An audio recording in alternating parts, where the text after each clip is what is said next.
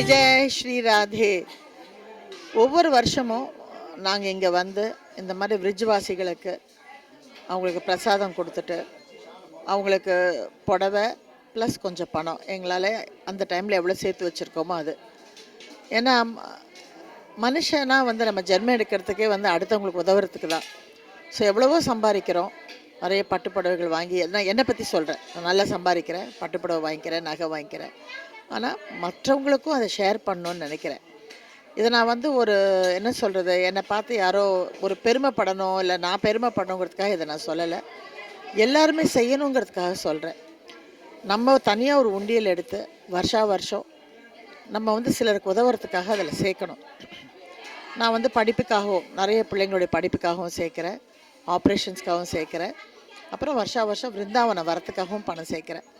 சேர்த்து என்னுடைய வியாபாரத்தில் நான் லாபம் அடைஞ்சாலும் சரி, நஷ்டம் அடைஞ்சாலும் சரி, நான் எவ்வளோ துன்பத்தில் இருந்தாலும் இதை மட்டும் நான் நிறுத்துறதில்லை. ஏன்னா துன்பங்கிறது எல்லாருக்கும் வந்துக்கிட்டே தான் இருக்கும். அதுக்காக நம்ம நடத்த போகிற செலவுகள், வீட்டு செலவுகள், நம்ம கமிட்மெண்ட்ஸ் நம்ம விட்டு போகுதா சொல்லுங்கள்? போகிறது கிடையாது. அது மாதிரி தான் இதையும் ஒரு கமிட்மெண்ட்டாக நான் எடுத்துக்கிட்டு இருக்கேன். என் வாழ்க்கையில் இது ஒரு கடமையாக நான் எடுத்துக்கிட்டு இருக்கேன். அதனால் இங்கே வந்து ஒவ்வொரு வருஷமும் என்னால் முடிந்த அளவுக்கு என்னுடைய சுய சம்பாத்தியத்தில் யார்கிட்ட இருந்து எதுவும் வாங்காமல் நானாக சேர்த்து வச்சதில் இதை நான் செய்கிறேன். இதை நான் எதுக்காக செய்கிறேன்னா, இங்கே வந்து 1,00,000 விதவைகள் இருக்காங்க. அவங்களாம் வந்து விதவை ஆன உடனே அவங்களுக்கு படிப்பறிவு கிடையாது. இங்கே வந்து 1,00,000 விதவைகள் இருக்காங்க.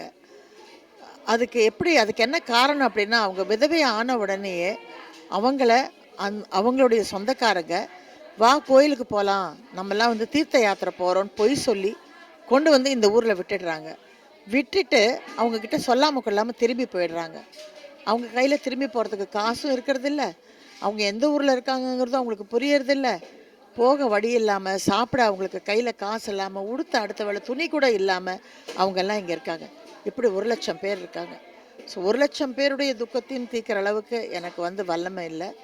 கடவுள் சீக்கிரம் அதை கொடுக்கணும்.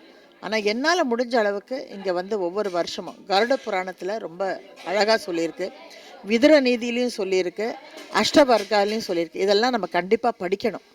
படித்தாதான் இதனுடைய அருமை என்ன, பெருமை என்னன்னு சொல்லி நமக்கு தெரியும். நான் ரெகுலராக படிப்பேன் இதெல்லாம். ஸோ படிக்கும் பொழுது நம்மக்கிட்ட என்ன இருக்கோ அதில் கண்டிப்பாக நம்ம மற்றவங்களோட ஷேர் பண்ணணும், இல்லாதவங்களுக்கு நம்ம கொடுக்கணும். அதுதான் தர்மம்னு சொல்லியிருக்கு. அதை என்னால் முடிஞ்ச அளவுக்கு நான் கடைப்பிடிக்கிறேன். எல்லாரும் வாங்க, நீங்களும் இதையே அடிக்கடி செய்ய ஆரம்பிங்க, ரொம்ப சந்தோஷமாக இருப்பீங்க. எல்லாரும் இப்போ ராதா ராணிக்கு ஜெயின்னு சொல்லுவாங்க. சொல்லுங்க.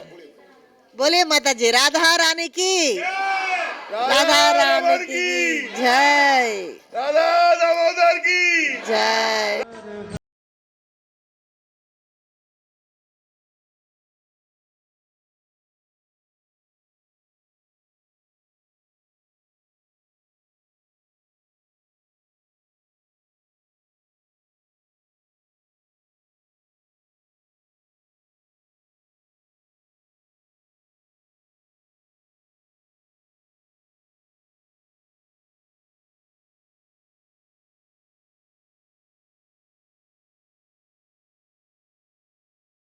இப்போ நீங்கள் வந்து மதுரா விருந்தாவனுக்கு வந்திருக்கீங்க. நீங்கள் இங்கே என்னெல்லாம் பார்த்தீங்க அப்படின்றத எங்களோட கேபி டிவி சேனலுக்காக ஒரு 2-3 வார்த்தைகள் சொல்லுங்கள்.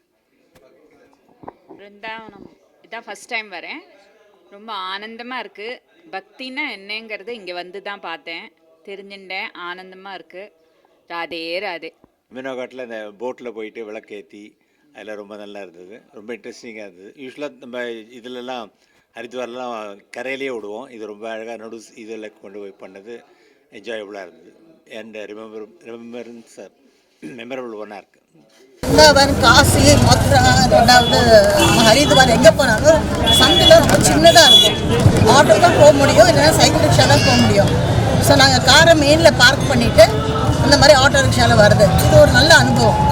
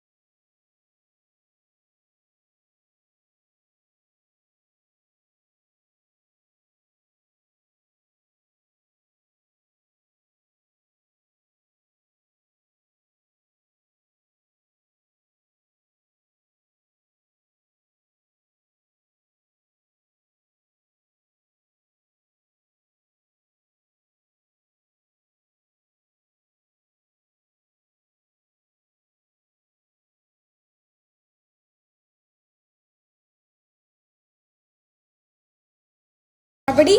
இங்கே பார்த்தீங்கன்னா ஆல்ரெடி கொஞ்சம் ரபடியை பண்ணிட்டாங்க. அங்கே வந்து இப்போ தான் பாலை திரிய வச்சிட்ருக்காங்க. இது பார்க்குறதுக்கே ரொம்ப யம்மியாகவும் ஜூஸியாகவும் இருக்குது. நம்ம வந்து இந்த டேஸ்ட் பண்ணலாம்.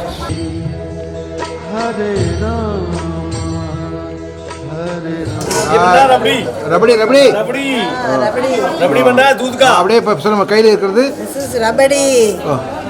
இது வந்து ஃபுல்லாக ஆடையில் பண்ணுறது. இதை வந்து பூரியோட வச்சு சாப்பிட்டா நான் ஏன் இப்படி குண்டா இருக்கேங்கிறது உங்களுக்கு புரியும்.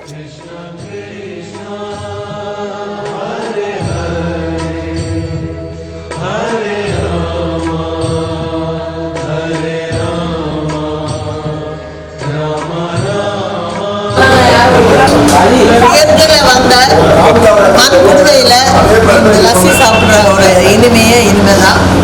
அண்ட் இது வந்து பெங்காலில் தான் ரொம்ப ஃபேமஸ். அவங்க வந்து இந்த மாதிரி ஒரு புதுவையில் கொடுத்துட்டு அதை டீ எல்லாம் இதில் தான் கொடுப்பாங்க. குடிச்சிட்டு உடனே அந்த மக்கா வந்து கொடுப்பாங்க ஹைஜீன் அப்படின்னு சொல்லிட்டு அதை இன்னொருத்தவங்க வந்து சாப்பிட மாட்டாங்க. ஸோ அந்த ஒரு பாரம்பரியத்தை வந்து எங்களுக்கு தான் வந்து எங்களுக்கு கண்டினியூ பண்ணுறாங்க. ஸோ நாங்கள் எப்போ கோயிலுக்கு வந்தாலும் பக்கத்தில் இருக்க இந்த கடையில் வந்து நாங்கள் லஸ்ஸி அண்ட் உண்மையிலே இந்த ஊரில் வந்து கிட்டத்தட்ட ஒரு 5 லட்சம் பசுமாடுகள். அதனால் பால் ரொம்ப நல்லா இருக்கும். கெமிக்கல் மிக்ஸ் பண்ண பாலோ அதெல்லாம் கிடையாது.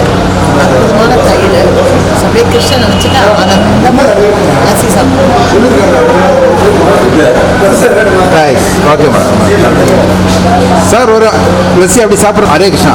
விசேஷம் என்னன்னா கிருஷ்ணத்தோட ஊர் பசுக்களுக்கு முக்கியத்துவம். பசுவோட பாலில் செய்கிறதுனால எனக்கு ரொம்ப பிடிச்ச அந்த பாலில் தயிர் வெள்ளை வரனால இது ரொம்ப ரொம்ப விசேஷம். இது நாங்கள் சாப்பிட்றோம். டேஸ்ட் பண்ணுங்க. Okay okay okay okay okay